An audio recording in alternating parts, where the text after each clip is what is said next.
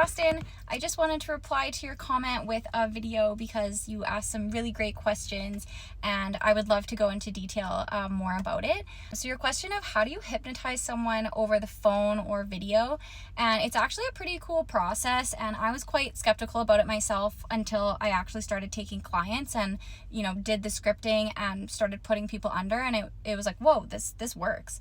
So it's pretty cool. It's essentially you will have headphones on, so you're trying to tune out the environment around you. You're going to be in your own bed or in your, laying on your couch or wherever you feel comfortable in your home.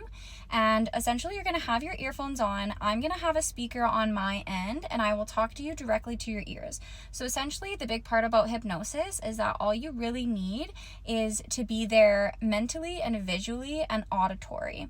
So a lot of people do hypnosis in person and they're laying down on a couch, and it's the exact same way. You're really just listening to it.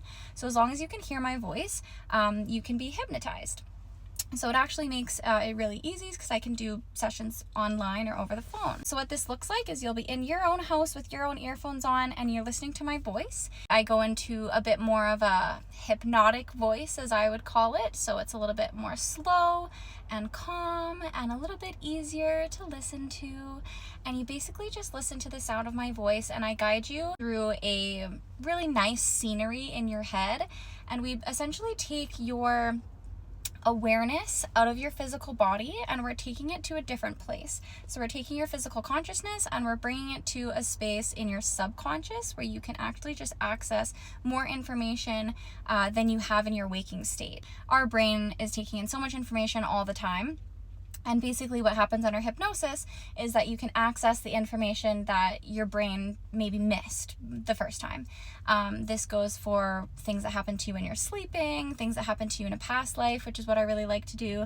And there's a whole lot of collective information that when we take your consciousness out of your physical body and into the subconscious is when we can collect all of the information from past lives or really anything that has been experienced by anyone. You can tap into what's called the collective consciousness. You can ask questions to your higher self and get a lot of information there about anything that you want to know in regards to your current life, traumas, fears, your future, anything like that. Your next question was, do clients know what's going on when they're under hypnosis? And there's kind of a 3-part answer to that, and it is yes, kind of, and no.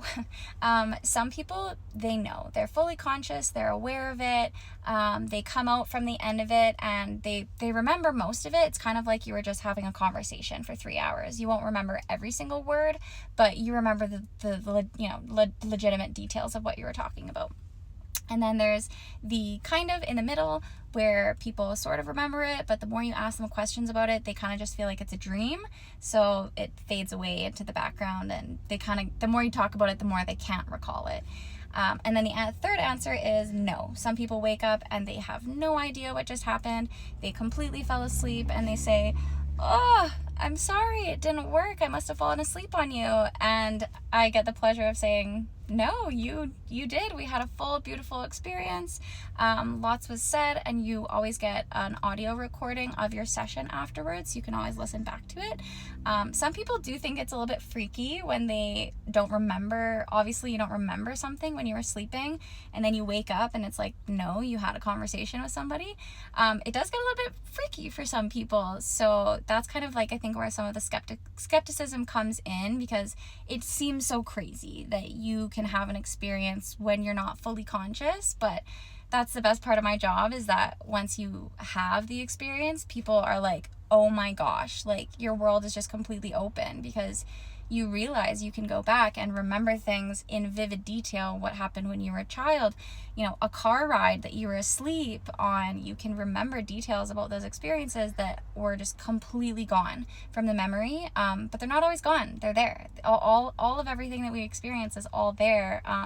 It's just about how you get to that information. So when people are under hypnosis, we can recall a lot of stuff. And yeah, some people remember, some people don't. And I totally get you being a skeptic, because I was a skeptic. Like literally as I was speaking my first scripting to my first client, until the moment that they spoke back to me, I didn't think it was going to work. And it was mind-blowing as soon as it started working. And I'm like, okay, it's working. What do we do, guys? And I started talking to someone under hypnosis, and it was the craziest thing. And every single session since, I'm blown away that it works. Like, I tried it on my mom, and it worked. I didn't think that it was gonna work. So I know what you mean. It's something that is one of those things that you don't believe it until you feel it, until it happens to you. You don't believe it until you see it. So yeah, that's really all I can say. It's something that doesn't seem real because it's so close to magic. It's so close to something that we've been taught not to experience, like it seems so foreign, so crazy that we can go back in time before we were even alive to our previous lifetime. But our souls remember those feelings, those passions that we have. They come from somewhere, and it's because our soul remembers what we've done in previous lifetimes, and it really likes doing those things. So it becomes like a solid attribute of your soul. So anyways, I totally know what you mean. If you have any other questions, I would love to answer more. I'm so passionate about this, and anyone who's willing to like learn and be involved in it, I applaud you so much, because it's such a cool thing to start learning about. So thanks for asking questions, and thanks for letting me share all of my knowledge with you.